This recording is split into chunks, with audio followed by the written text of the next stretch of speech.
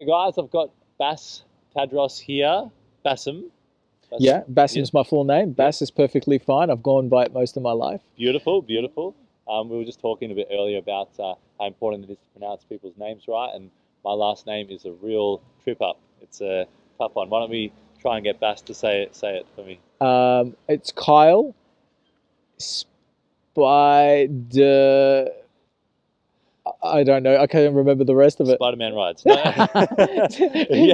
007. 007, yeah, yeah. No, it's Spyrides. So it's Spy Rides. Spy rides. That's how it's like spelled. Spirides. Yeah, but it's Spirides. Yeah, Spirides. yeah, Spirides. yeah. It's a real hang up, which is it's good. It creates a bit of flavour. I love these Greek names, and the funny thing is, the Greek language is very phonetic. Yes. So how it's spelt is how it's read. Yep. But when you translate it to English, it can still have its indifference. Yes. Yeah, yeah, exactly. So it's a bit interesting. Yeah, yeah. No, it's and every last name is ESOS. Yep. AS. Like it's just it They has have a that, theme. exactly their theme. So we share that in common. Bassem and Spirides. Tadros, yeah, Yeah. Spirides. Yes, Bassem Tadros. Yes, and I just wanted to ask you a few questions, mate. Just about so you're a business leader, you're a community leader, and you are now getting into politics, which is quite interesting. Yes. Well, look, I've never really imagined myself getting into politics.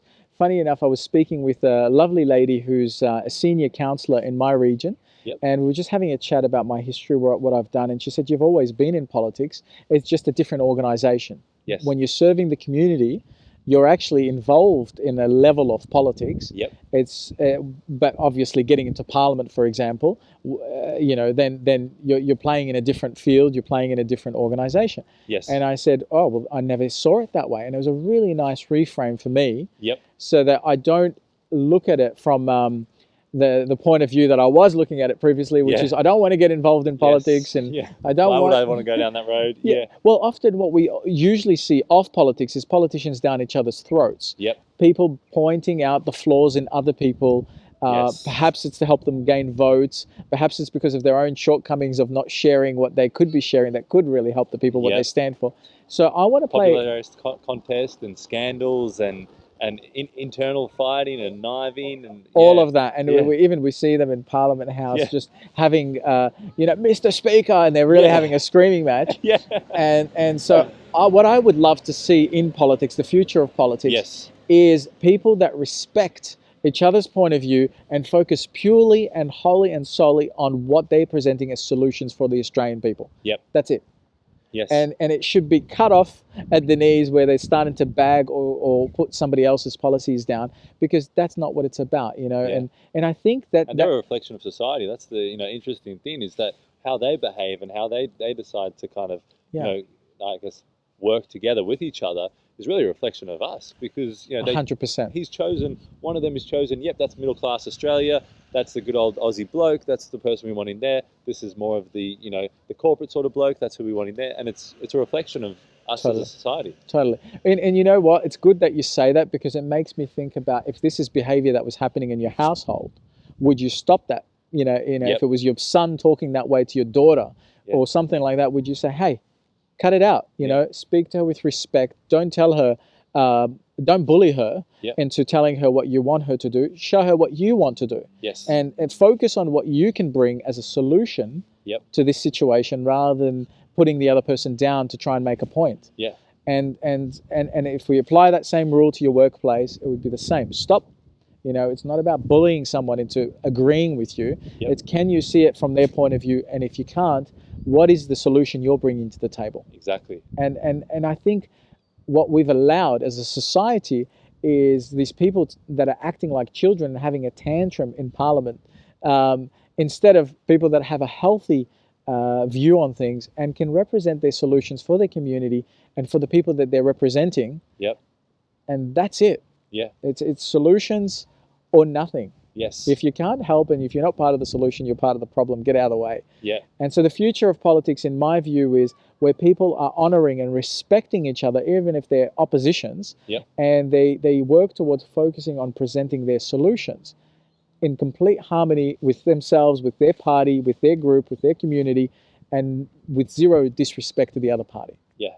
Beautiful. I think what we've seen recently with the US elections, for example, it's a huge circus that just happens on a world stage, and it happens every 4 years, and it completely distracts the world. Yes. You know, previous time it was Hillary Clinton against Trump, and the campaign was so nasty. Yeah. This recent one was probably not as nasty, but it's still messy. Yes. There's no outcome that's been determined yet. Yeah. And you know, maybe Australia shouldn't be taking a leaf out of that book. No. Maybe we need to create our own leadership, our own standards. We're a different country with a different population, with a different demographics. But it kind of seems like a trickle stream, doesn't it? You know, what kind of happens in the US, in a lot of legislation, in a lot of, you know, sort of trends and a lot of things like that, it kind of trickles down to Australia. Yeah, and that's sad, because although we do have an alliance with them and everything else, and I'm okay with that part, we need to be our own individual. Our own identity. Yeah. Our own identity, our own voice for the people. That I think the government needs to remember that they're representing the people. Yep. And they don't just go and do whatever they want to do based on whatever they think is the alliance. Yes. They need to have the biggest alliances for the people. Well, it seems like more of a sports team, you know, like vetting. You know, you've got a few countries here, and we're with these countries, and those ones they're kind of against, and we've got to get together, and we've got to make sure that we appease, you know, our teammate over here, and make sure the coach is okay over there, and you know, we've got to get a strategy ready to, you know, play against them. And that's what it seems like. But the values of Health Australia Party are different, aren't they? Very different, and we're basically a new party that is, you know, since 2015, so it's not like we've been around for 100 years or something. Yeah. And we're about the people and sharing and representing the current local knowledge and information that the people want to be presented. Yes. The solutions that the people want to be, the health solutions.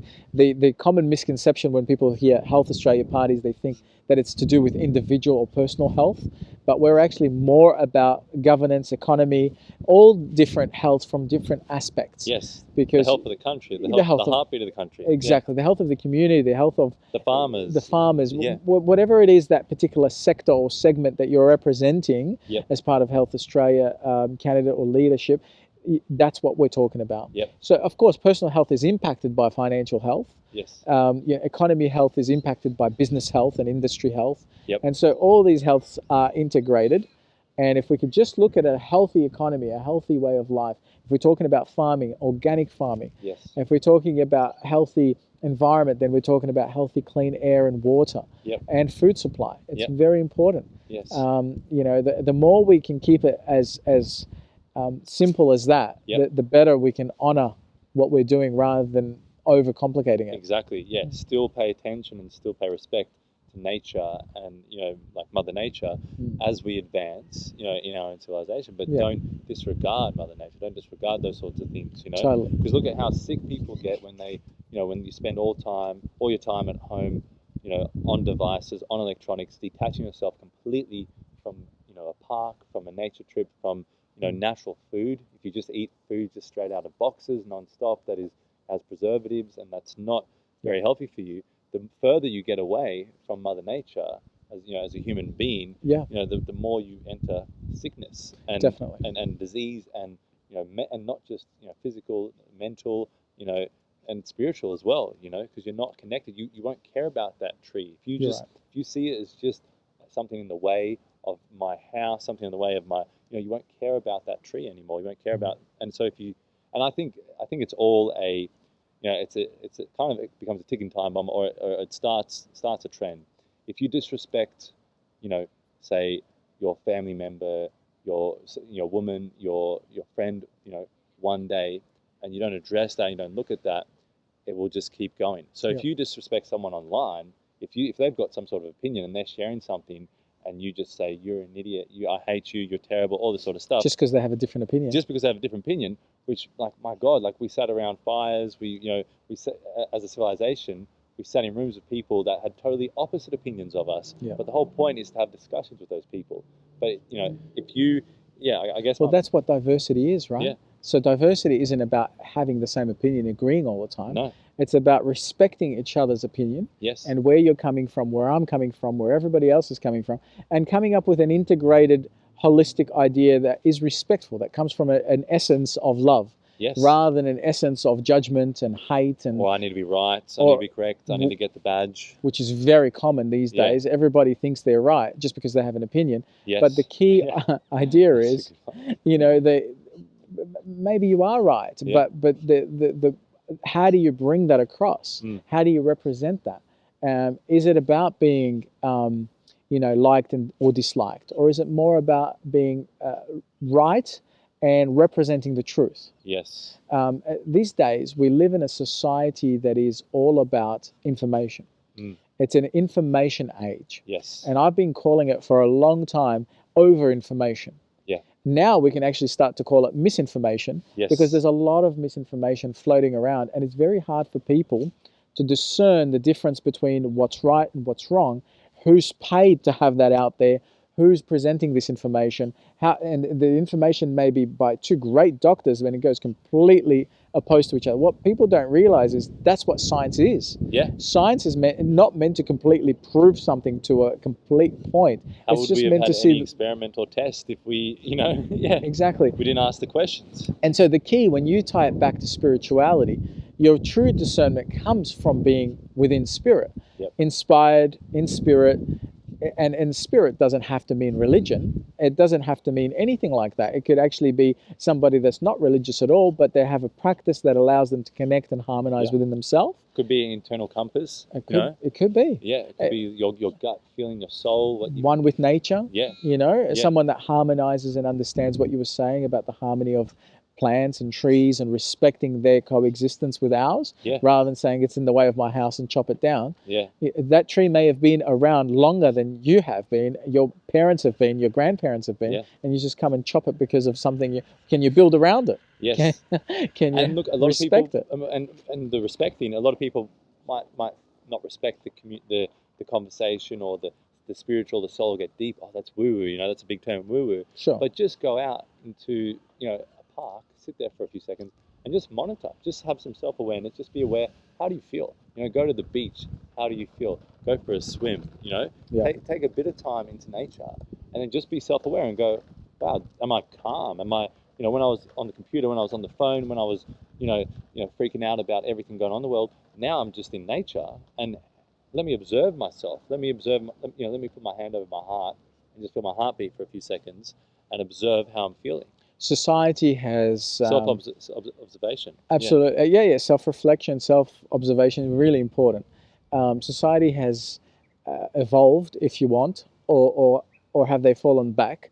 Devolved, yeah. Or, you know, going the other way, because when you look at ancient civilizations, they all had something in common, which is harmonizing with tribe, harmonizing with spirit. You know, even our own indigenous people of the indigenous land of Australia, they have what they call the song of the land. And so it's the flow of the land, the layout, the landscape of the land. You change the landscape, you change the song lines. Yes. And so you know, the only reason spirituality has taken this form of woo-woo is only because we've stopped integrating it into our day-to-day life. It's become something that's taboo. And we can't connect with it then. We can't connect with it. And you could do that about anything. You could do that about driving a car if you wanted to. Make it so foreign and so alien to drive a car that it becomes woo-woo to drive a car. Yeah. There's parts of society that have done trendy. that. Not trendy anymore. Yeah. Get an Uber instead of driving your own car. Or hovercrafts. Or to be. Spaceship, yeah. So anything can be termed woo-woo and taboo. And that's happened a lot over time with sexuality, for example. Sexuality is one of the most sacred things on earth. It's how humans come into life. Yes. And instead of trying to understand it, harmonize with it, and maybe build some great values and morals around it, people have termed it woo-woo. Yeah. And then what gives birth there is very dark industries that are multi-billion-dollar industries that are all over our internet. Yeah. And completely ungoverned. Yeah. And so turning something into a woo or a taboo doesn't solve it. Well, you're dismissing it, and I think this is, I guess, what we're kind of discussing is that it's that disrespect and that dismissive. You know, if you don't understand a bit of information, or you don't understand an ideology, or you don't understand it, and you just dismiss it. You know, so nihilism. Someone speaks about nihilism. Oh, I don't really know what that is. I'm just going to dismiss it as one of, just another ism, another term. You know, but it's an important thing to kind of understand, and why people come from a nihilistic or nihilism sort of view. And I think a great quote that I heard the other day was, find out what you can learn from those you hate the most. Interesting. And I just thought that was a really interesting way of thinking about it, because Yeah. we're so polarized in today's day. Definitely. 2020, we're so on opposite ends, and we're so attached to our beliefs, Yeah. And the problem is, a lot of people believe they are their beliefs. You're not Yeah. your beliefs. Your beliefs can change over time. Something can, I'm sure in your life, something has impacted you, and your belief system is totally altered, or you believe in something so much, and you might not want to admit it.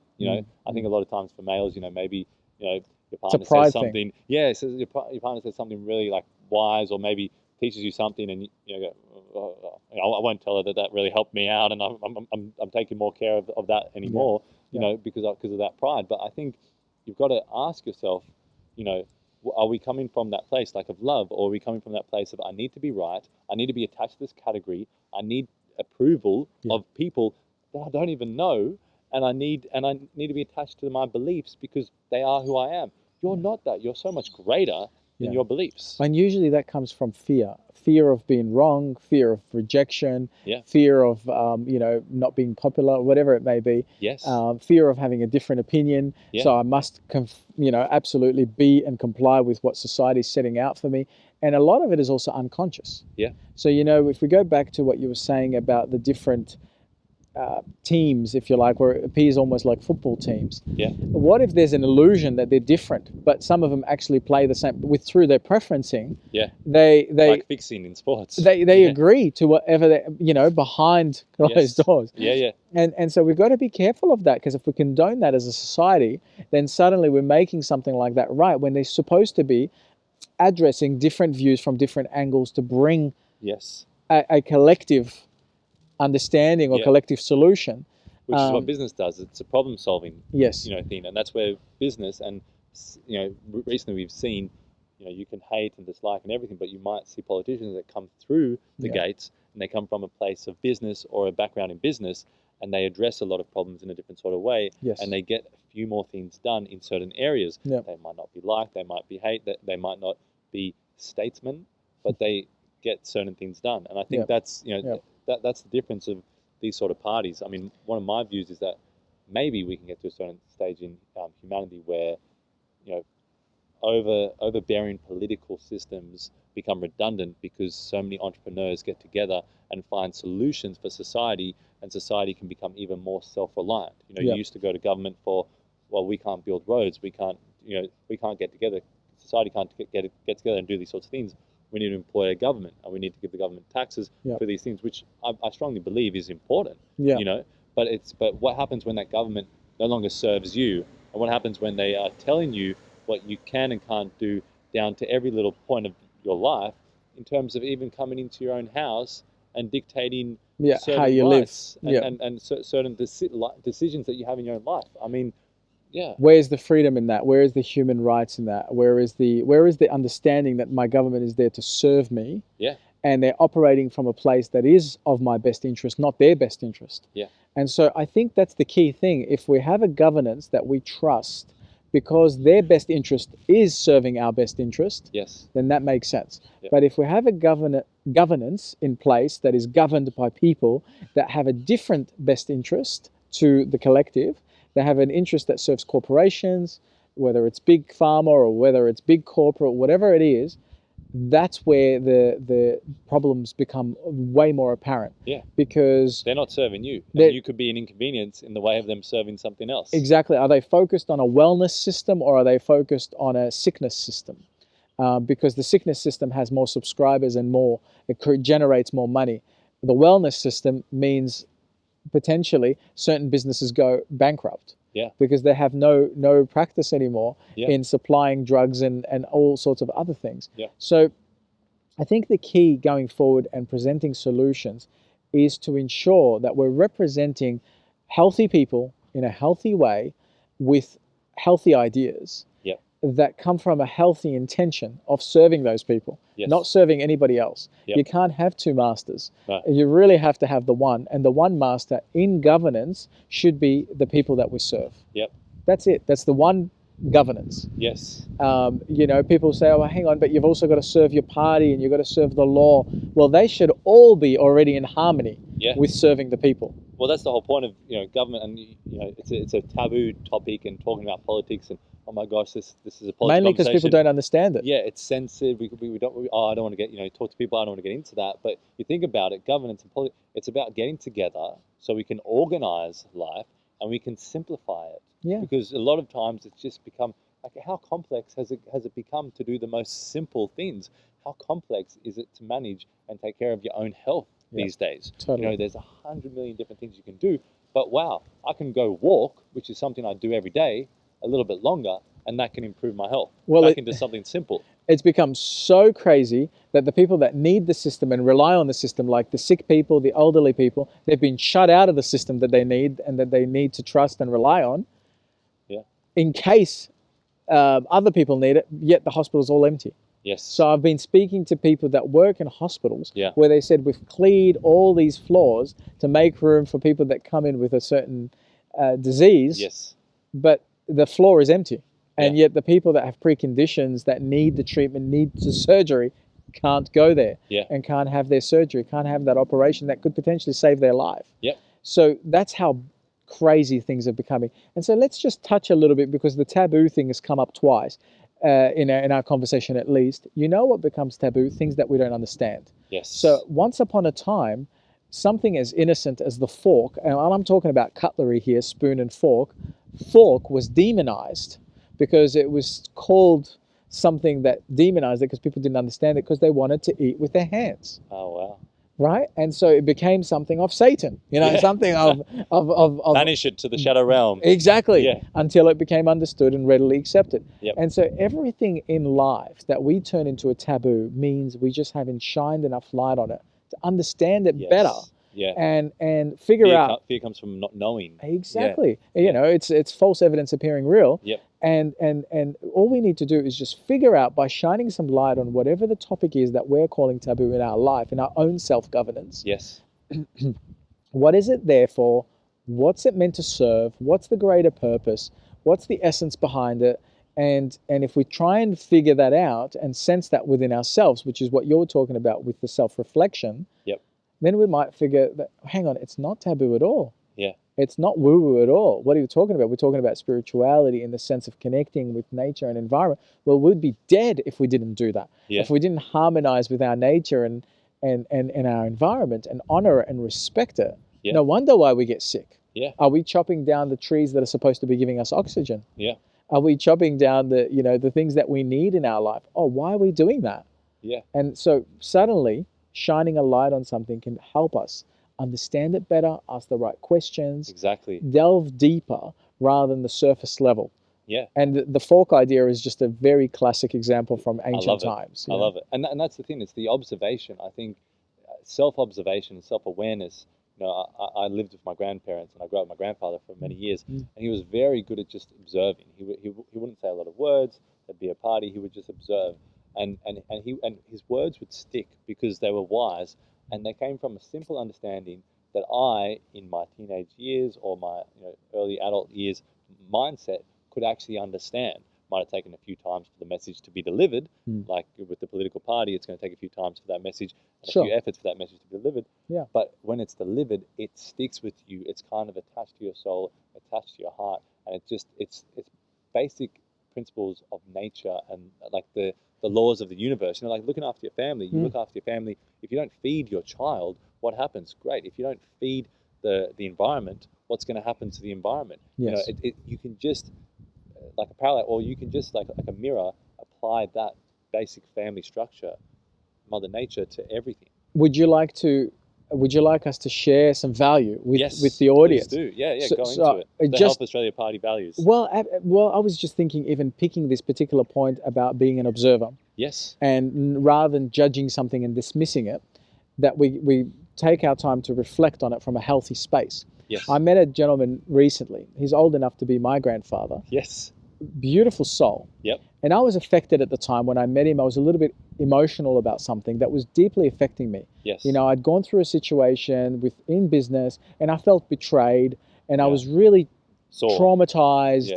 And it was a drama in my life at the time. Yes. And he looked at me lovingly and just smiled with his kind eyes and said, if you were a theta, how would you feel about it? And I said, what are you talking about? What do you mean, what theatre? With respect, what are you on about? Yeah. And he's like, a theatre has all these plays that come on stage, and they have people that play a comedy, people that play a drama. Does the theatre as a building get affected by that? And I said, no. He said, Wow. okay. Yeah.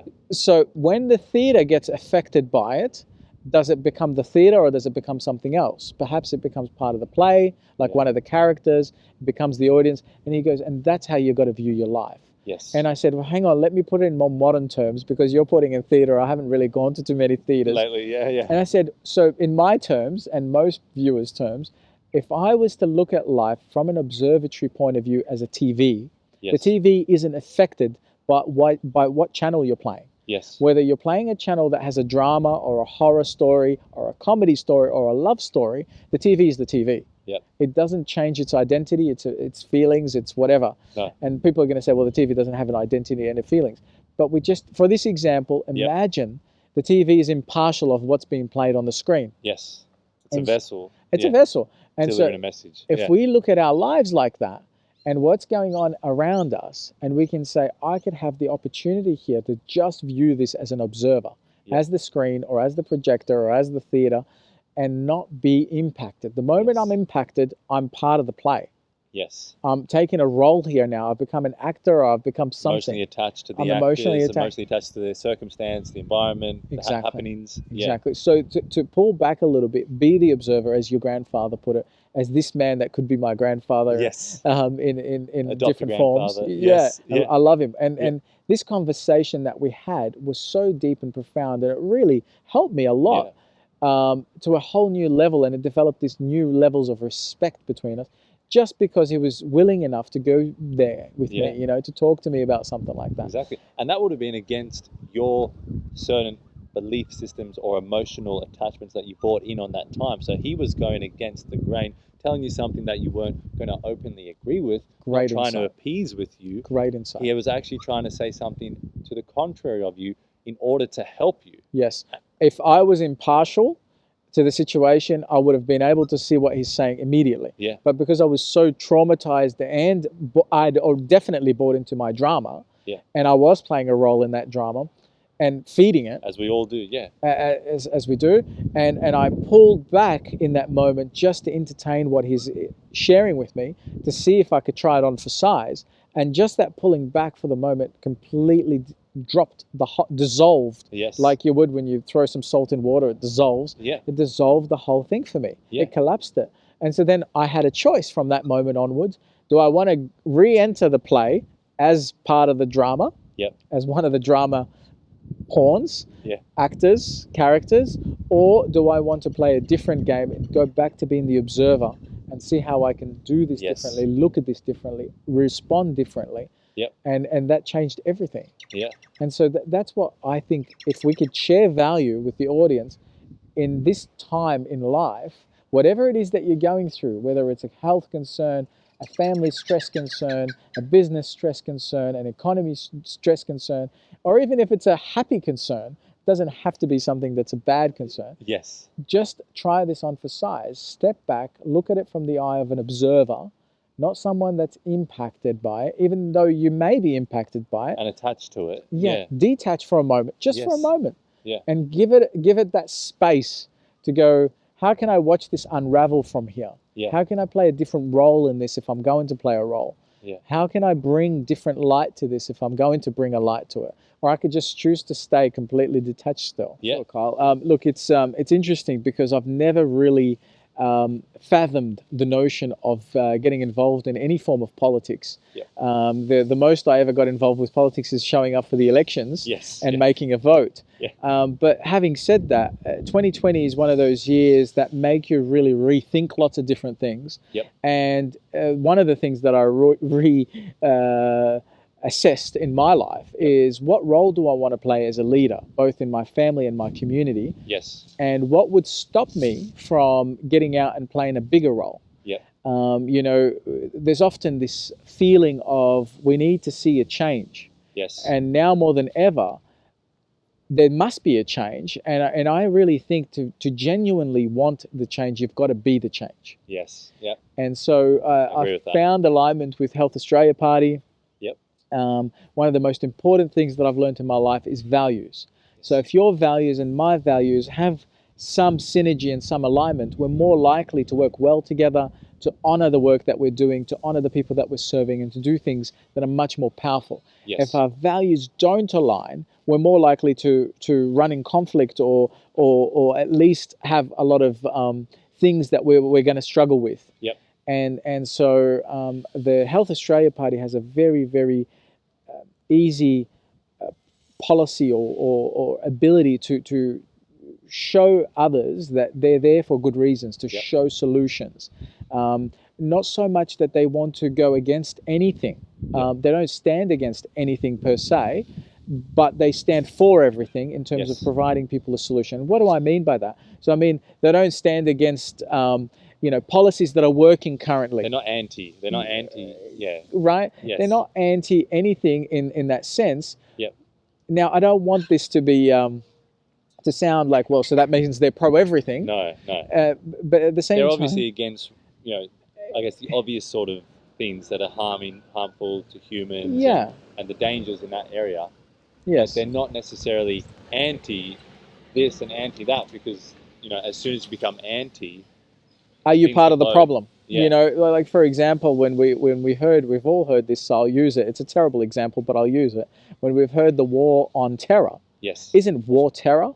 Yeah. So it's kind of like a double negative. yes, And so that's what I mean when the I war say, on drugs. yeah, the war on drugs, problems. more drug issues, Yeah. rather, and anything that you put a stigma towards, it creates more of that issue. Yes, Rather than if you're embracing and looking for solutions, Yeah. then rather than being anti-Semitism, you're actually going, well, look, I'm actually pro-choice. Yeah. Rather than anti this. exactly. Yes, So anything obviously that aligns with humanity, yes, the human rights, making sure that we've got organic things happening in our lives, in our world, in our governance, they're all for. yes. And they're all pro, and they want to express and expand on that. Mm-hmm. Any of the other things, we're just wasting our time if we even think about them for now. Yes, So that's what appealed to me, or at least that's my take on it, and everybody's take and perceptions are different. Yep. So for example, if we had one of the co-founders here, he might say, no, hang on, we are anti-something, but his perception, and this is the power of communication, exactly. is just a little different to mine. Yes, exactly. Yeah, and I think one of the great things that I've learned so far from the party is that it opens up the opportunity for that communication, that discussion, and like you said about the policies, which I found something really interesting, is that they are open for editing and for fixing up.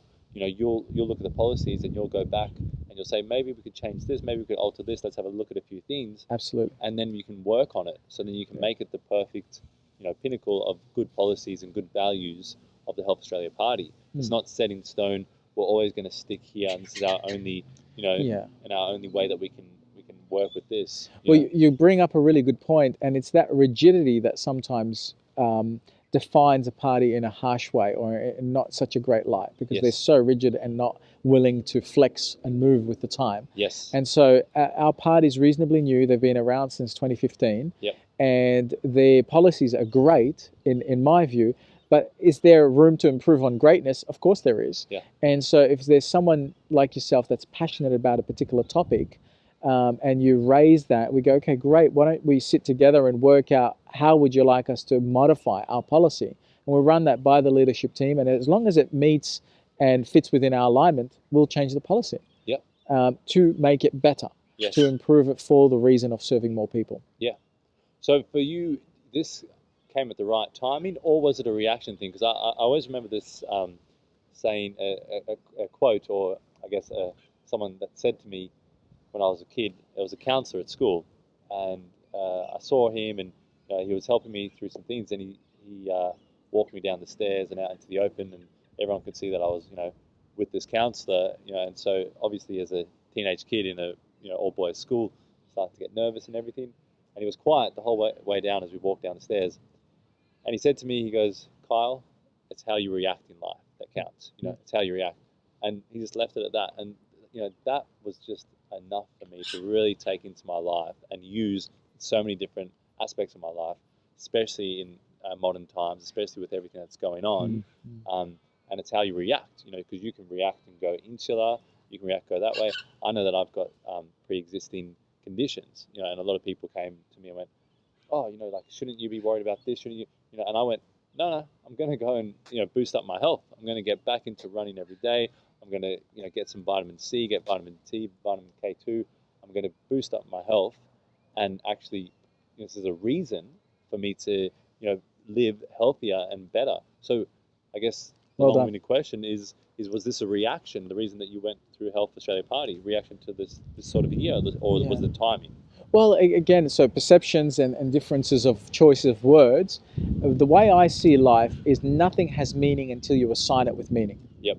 So perhaps that's what the counsellor was referring to, is how you react is how you assign meaning. Yes. And so what I've seen, this may not be the best timing for me personally. I've got a business. I've left the corporate world to grow that business. I've got a growing family with my wife about to give birth to our third child. Yeah. Timing wise, I could probably say it's the worst timing, but there is something that I live by in terms of assigning meaning. And it's this. I worked for a Fortune 500 company, one of the greatest companies and biggest brands in the world. Yes. I was so proud and fortunate to have had that experience. Yep. And moved through the ranks with them and did so many different things in the supply chain. And one of the things that I learned when I look back at the essence of what started this company, that is a top Fortune 500 company, that's been around for over 100 years, that's in almost every country around the globe, was, why did it start?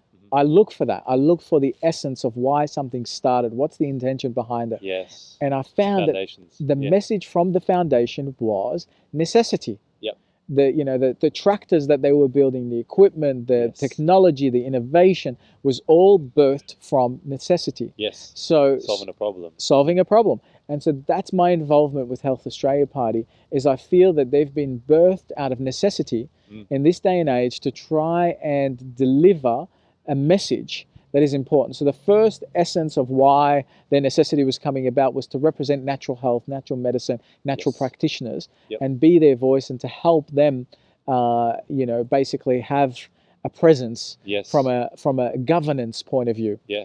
And as survive. And as we look at 2020 is presenting us all with different challenges. It's the only year and the first year in my life that I've ever looked up the word apocalypse. Yes. And the word apocalypse in Greek origins actually has a meaning that means revealing and unveiling. Yes. So it's not the end of the world or anything like that some people might term it as. Yep. Hence perceptions and meanings. Yes. Movies made from it and all that sort of exactly. Yes. They make apocalypse look like it's doomsday, but it's not. So it's revealing and unveiling, and it may be revealing and unveiling some of the contrast, some of the things that we didn't want to see, like acknowledging the flaws in some of our medical systems, the vulnerabilities in some of our governance, the knee-jerk reaction in some of our ways of doing things, jumping on things. Are we doing it from a proactive place or reactive place? And so the necessity that I saw is now is the time, and this is the place to step up and to take the bull by the horns, as they say, take some leadership and accountability. And I think not only the Australian government needs leadership and accountability, but almost every government around the world needs to stand up and have more accountability in their leadership. Whether they get it right or they get it wrong, they need to just stand up, hand on heart, and say, look, we made the best decision with what we have, and let's improve from here. Let's work together. More consultation needs to happen to get people's views on things, rather than just going off this idea that people are stupid and they need to be told what to do. Yes. That herd mentality idea, I don't really abide by that. My thoughts are democracy is meant to be about freedom. Freedom of choice, freedom of speech. Yes. And a lot of those things seem to be falling by the wayside. So things on social media and on platforms that you used to think you had freedoms of are being suppressed. So that to me is alarm bells. That to me is the sign of burning the books that we've seen in the history. If we're suppressing doctors, people that have a PhD, and if we're suppressing people that are sharing information that needs to be out in the forefront of what we're going through right now, then who are we listening to? Yeah, exactly. And why are we suppressing them? Is it because it's going against the current narrative that the mainstream media is sharing? And that becomes the alarm bells that I want to personally stand for. Yes. I've done some time in media, even if it was community TV, and I've had a chance to sort of get passionate about the importance of having a message and a platform, for people. Whether it's the homeless people, or whether it's the scholars, or whether it's the students, or whether it's people in governance like MPs or local council or whatever it may be, they need to have a voice. They need to be able to reach their people to share certain things. If we were to say, no, I don't agree with MP so-and-so, so we're going to silence them. Personally, that goes against not only freedom of speech, but it also goes against human rights. Yes, exactly. And the basic starting grounds that we were birthed from. Right, and in some people, if they look at it, it is unconstitutional. So it goes against our laws. To do that, and I always operate from the place of what our justice system operates from is, absolutely innocent until proven guilty. But if we're tarnishing people with stupid until they prove themselves to be smart and abide by the laws, or they're guilty until proven innocent, then we're really going against the grain of the policies and the governance that should be working with our society, not against it. All right, cool, Bass. I just thought I would just ask you a few questions about the principles of the HAP party. I think it's always important to know what you're getting into when you tick the box, or what you get into when you kind of support the cause. So what are the foundations of the HAP party, if you can summarize it? Yeah, sure. So the Health Australia Party has 5 core pillars. And under those 5 pillars, they've got policies that relate to each of the pillars. So the first one is people. Healthy people is really important. We won't, in business, you can't get far without healthy people. Yes, exactly. And they need to move. Exactly. And then you need, obviously, healthy environment. Healthy people, healthy environment, healthy economy. Healthy society, healthy democracy. And so instead of, I guess, on the forefront of looking at a party that says Health Australia Party, you think, are they just about personal health? Well, no, we're about all those things. And all those things they need to coexist and harmonize together. Because without the healthy environment, you don't have healthy people. Without the healthy economy, you don't have healthy people. Without the healthy democracy, you don't have those things sort of held together. Exactly. And so, of course, economy plays a role in that. I mean, all of those things, society, democracy, all those things hold the net for the healthy people. Yeah, and I think, one of the main things take away from that is that everything impacts everything else. And kind of everything matters. Some things matter more than other things, certainly, but everything matters because we're all going to affect each other in some way. If your economy's down, or if you lost your job, different sort of things, you're going to be down in your relationship, and that's going to affect the health, and that's going to affect another community. So it's like a puddle just blossoms. So I think you've got that core of health. It's so powerful. Yeah, well, I think it's a great fundamental way to be, and basis. Without a strong foundation, then you can create the most glorious Taj Mahal. But if the foundation is shaky, the walls won't stand, or at least they won't stand straight. Exactly. The roof will look nice, but it'll look like it's out of out of shape. And so we need to have the healthy foundations. And that's what Health Australia is about. The healthy foundations with those healthy pillars that uphold a healthy lifestyle for people. And I think we've, as a society, moved away from some of those things over time. We've kind of lost the way a little bit, because if you look back at civilizations before us, they seem to have had some things, some grounding that just made them work better. Were they more intelligent? Were they more healthy? Were they more fundamentally connected? Maybe. Or was it just that they had better fundamentals that we've lacked or we've missed out on today? Exactly. And I think the 2020 situation, with lots of things that have been happening, have really brought that to light a lot more.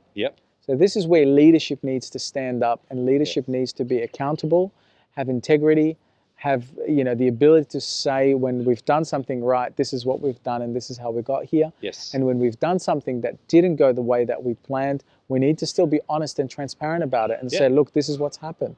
We take full responsibility and let's make an effort to make this work better. Yeah. It seems like people in politics shy away from that though, because they're afraid that they won't get re-elected. Exactly, and that's the problem. The incentive is the driving force of their purpose and everything they do, and that's the problem. You know, you think about it. If someone, you know, admits, if I've admitted something I did wrong to someone who loves me or who cares about me or who even just likes me a bit, they go, oh, "Don't worry, mate. You know, I've done the same before, or like, you know, how can we do it better?" You know, exactly. So there's an understanding, an acknowledgement. Exactly, and you think about it. We'd probably like our politicians a lot more if they did come out and went, "This is something I did. These were all the measures I had in my place. This was all, you know, all the people involved, and I tried to make the best decision. And I jumped too quick. I came from a place of ego. I, you know, didn't think about this or that. And if you have that, you know, transparency, you know, our relationship with politicians would be so much greater. Well, at least it would be real. Yeah. You know, it would be a real relationship. Yes. Yeah. Because there is that, you know, I haven't always got this right. I haven't always said the thing that I needed to say. And if they could do that, then that, you know, at least shows us they're human. Yes. And that they've got the best interests of other humans. Yeah. Sadly, what we're seeing instead is there's sometimes such a strong animosity. And it's not healthy. It's not healthy for them. It's not healthy for their parties. Yeah. It's not healthy for democracy. It's not healthy for our society.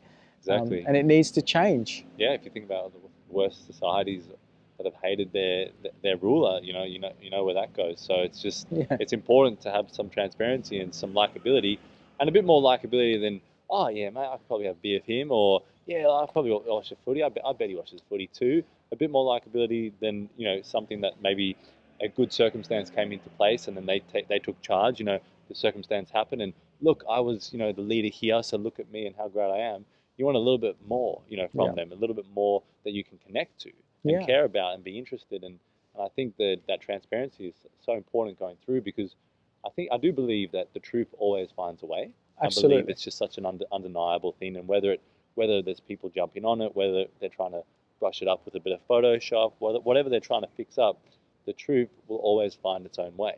Absolutely. So, you know, and I think that's where we're in a world of information and everything's so visual that I think it's just going to accelerate that. I totally agree. And these guys, these old guys, not necessarily old, but these guys that have been in that system for so long, and they're so used to, we'll just cover that. We'll just pay that off.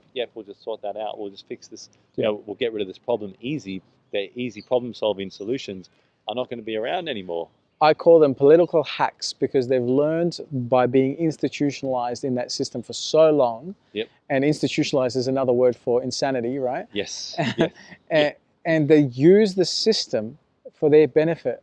Yep. Nobody else's agenda, not humanity's, not society's, not our people, not their people, but it's just their drive and their agenda. And sadly, that becomes an issue. That becomes a serious issue.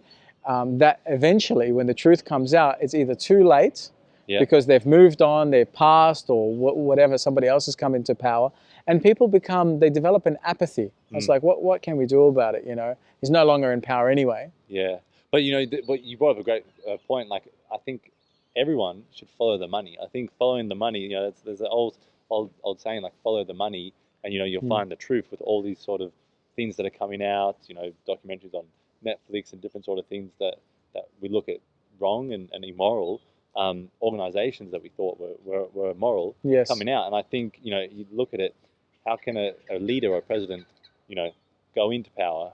What's the you know, rate? 400,000 a year.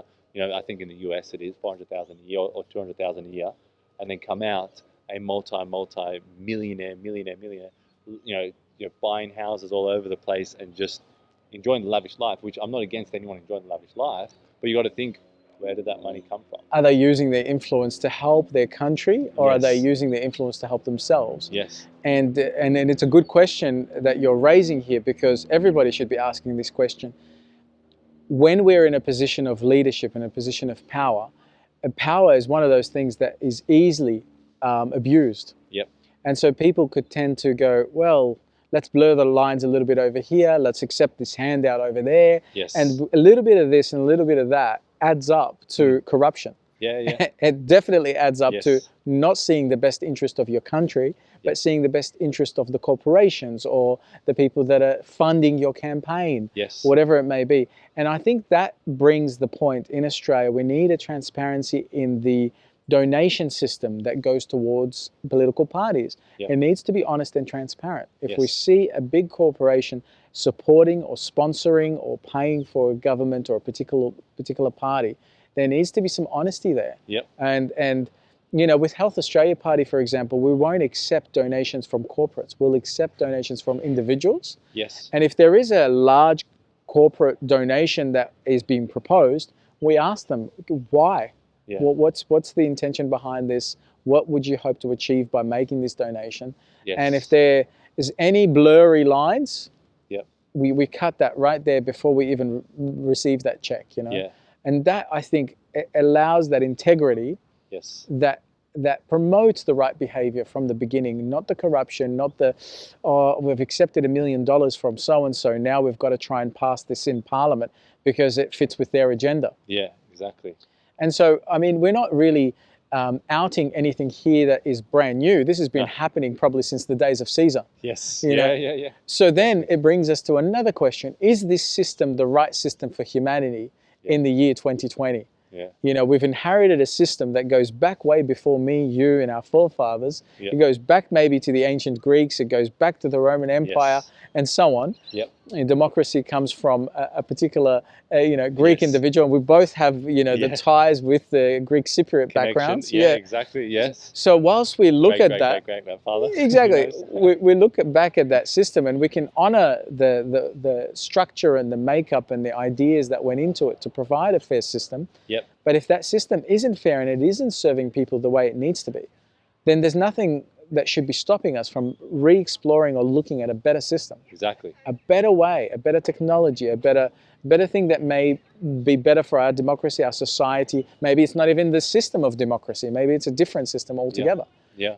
And rather than saying, let's just keep repairing the same old fridge that keeps breaking every day, why don't we just get a new fridge? Yeah, exactly. No, you bring up a few good points. Like I've heard friends who have spoken about, one person the other night said something about communism would be great.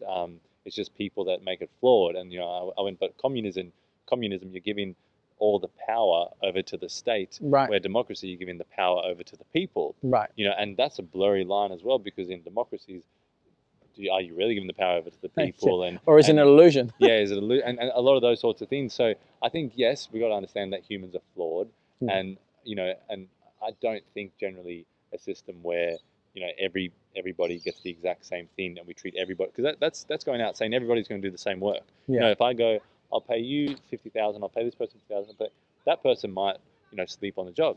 The other person might be a high achiever. Yeah. You've got to pay attention to the hierarchy structure and pay and invest in that person, because that person could come out with a cure down the track, or he could come out with something innovative like what we're talking about. Sure. Well, potentially, even if we look away from both those systems, because it doesn't have to be one of those systems or the other. Yeah. If we look at an entirely, I'm sure there's better systems than either of those two, Yeah.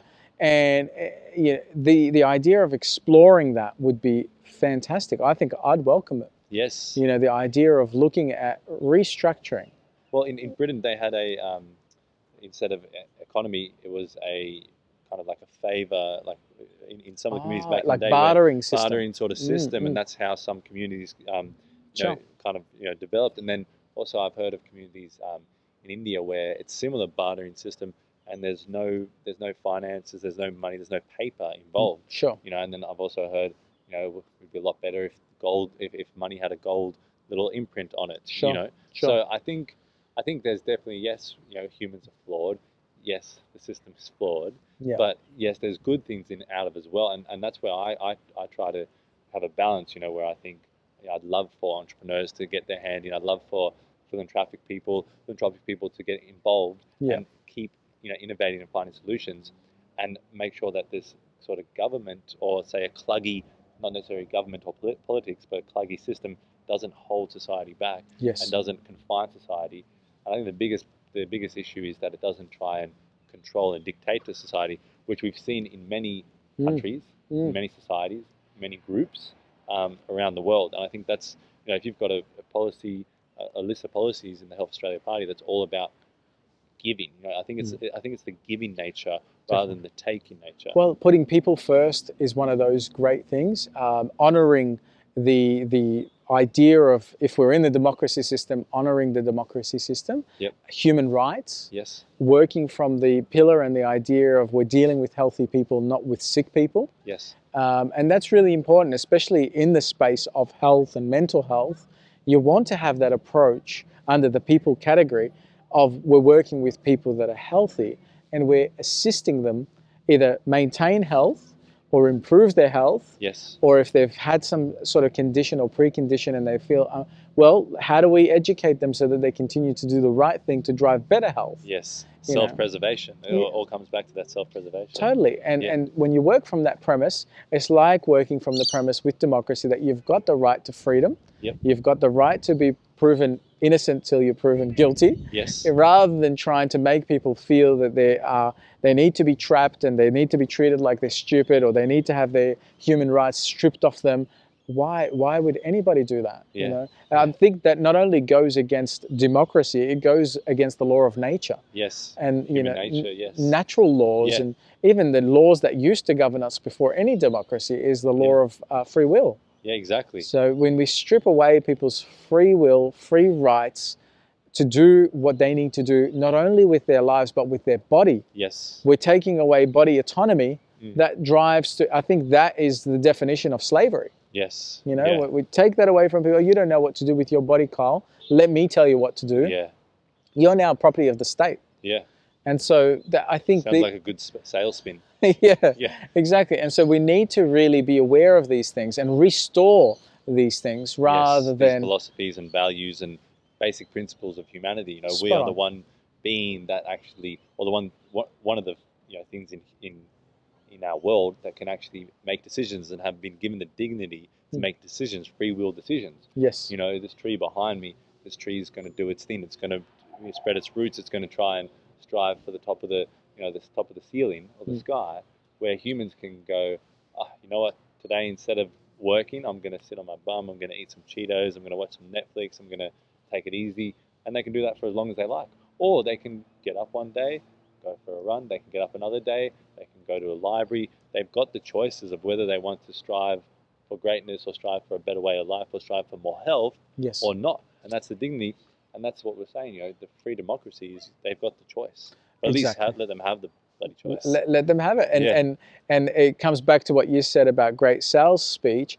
It's up to each person to either buy into that sales speech and sales spill and be tricked by it, or to not buy into it and go, you know what, I want to restore the natural rules, the natural laws of being a human being. Yes, being a people's person, and since I was in corporate, I can see that, mate. I've noticed that people are the number one asset in any business. Yep. And so moving around in corporate and getting into training and talking to people, realizing that I really love spending time with people. I really love talking to people, helping people, educating people, whatever it may be, sharing awareness, sharing knowledge, sharing commonality, because we have more in common than what we have that separates us. Exactly. Yeah. We all got the same heart. Definitely. And coincidentally, I moved out of corporate into natural health, if you like, as a practitioner. And again, my focus my primary focus. I was just going to say, I'm going to start again just because of the car gone past. Yeah, well, no, then I kind of thought of how I was running. But yeah, I'll start that one again. Sure. That's fine. All right, Bass, so there's 5 main pillars to the Health Australia Party. Yes. What are those pillars again?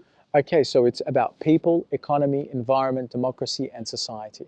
Beautiful. You got the whole ecosystem covering everything. Mm-hmm. What would be your favourite few out of the top? Well, I'd like to probably start with the main one, which is people. I've always noticed I'm a people's person, and so are you, Kyle. Yeah, exactly. It's what makes us do what we do. Yep. I did that in corporate. I was all about the people, and even moving through the different roles and different departments. It always was about gravitating towards helping people. How can I make their job easier? Got into training at some point, traveling around the world and meeting different people from different, and you notice and learn so much about people when you're spending time with different people. Yes. You notice that the things that unite us rather than the things that separate us is our values. Having common values drives us together. Exactly. We all want, a pretty similar sort of drawing board. Definitely. Out of life, Yeah, and we all have the same core needs. We all want to be loved. We all want to contribute. Exactly. We all want to help others.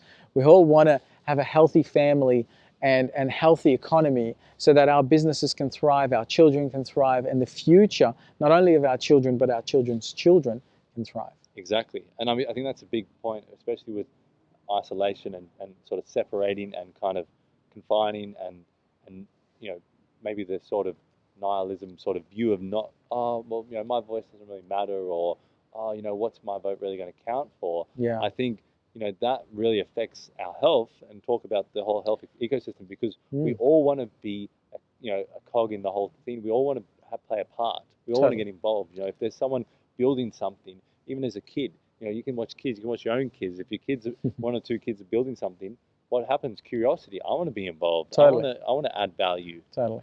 And we've got to actually really change up that mentality, because that mentality develops an apathy. Who am I? I'm too little. What can I do?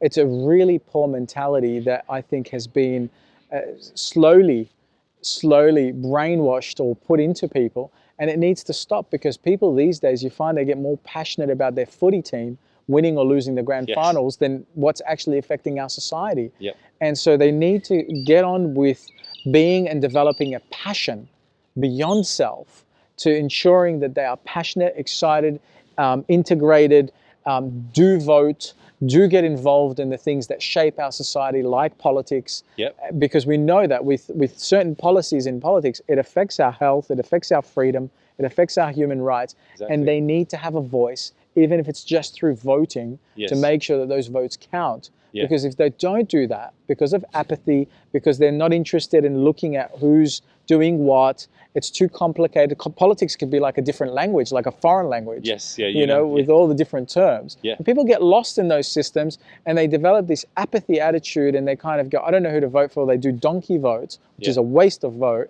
rather than actually going, well, what's this party about? What do they stand for? Yes. What are their principles? What are their principles? Yes. Can I actually find some common grounds with some people that are real people that have stood up to say we'll represent people's voices and the community's voices in Parliament versus career politicians that have just learned how to manage and manipulate that system and reutilize that resource for their own benefit rather than the benefit of the many. Yeah, and I think when you come out of the disconnect of, I'm not involved, I can't be involved, that person's up on that pedestal, I can't quite get there. When you come out of that and you realize we're all connected, then you start to look at the person, okay, this person's the Prime Minister, but let's unveil different parts. He's also a human, he's also got kids, he's also these different qualities, he's also got different sort of things that push him, different sort of maybe religious ideologies or whatever it is. And then you can look at everyone as humans instead of this pedestal that I can't quite attain to, and there's something else, so I can't treat them or think of them that they might have bad days, they might have some bad thoughts, they might have some, things that are troubling them in private. They come out on public and they look, fully, edited, perfect, looking great, but, they're also humans too. Totally. Yeah. And I think that's a very great point to keeping it real and making sure that there is common grounds. Yes. Because if you put them on a pedestal, the next thing you're going to do is put them in the pits. Yeah. And the whole putting them in a pedestal or putting them in the pits is really disconnected. Yeah. Whereas if you see them as a real human being, you can cherish them, you can put them in your heart, even if you disagree with them. Even if your core values and their core values are completely opposites, you can still have respect for someone and have opposite of opinion or opposite of belief systems. Yeah. And it's a good one that you pick, because certain people have certain things driving them and driving their behavior, and it may not always be to the best of everybody. Yes. And so we got to be mindful of that and monitor that, and find the common grounds. Yeah, and always then understand what someone's motivation is. I think that's really important. What are the, and I think what you talked about this earlier was, when you look at the starting point of an organization, or what drove them at the start, that's where you really understand some of the things that they're kind of advocating for, and maybe where they've gone off the beaten track. I mean, I think Google's principle was something against evil. There was a little quote, like it was against evil in the world, and it was quite interesting for a search engine or a company or a company, technology company like that, to come out with those sorts of things. I think with people, when you get to the source, what is their motivation? And then I think you can always come back to, I think where we started was always a good place. Where you started as a politician, the intentions. Exactly. You're starting intentions, you're starting motivations. The company was built on these good values, but what happened along the way? Things got complex. Things got, there were problems arose that we couldn't get into, and 1 and 2 and 3, and then eventually now I find myself all the way down at this end, but I've got to keep it going. I think you've got to come back to what are those motivations. Yes. And then you can truly understand, and I think the principles in the Health Australia Party really allow us to be able to see who those leaders are and the motivations they have, and the fact that they are people like us, and in today's day you can connect online on all these social media platforms to these people that to you seem like etheric, other sort of beings that are celestial that don't they don't poo, or they don't they don't do the things that you do and have the same mindset issues or struggles. And I think with a party that's a little bit more authentic, it's a real breath of fresh air in today's day, where a lot of times politicians are quite out of touch. Sorry, not sorry, but that's a fact. Well, thank you, Kyle, because that is true. And I think if you're looking for real people that are representing people's view and voices, you can't get more real than Health Australia Party. And we're actually looking for people that are willing to stand up and step up and go, you know what, I'm willing to either become a member to the Health Australia Party, run as a candidate in the next state election or federal election, and actually participate. And if they look through our policies and go, I align with this, and this, but I actually want to make some changes here.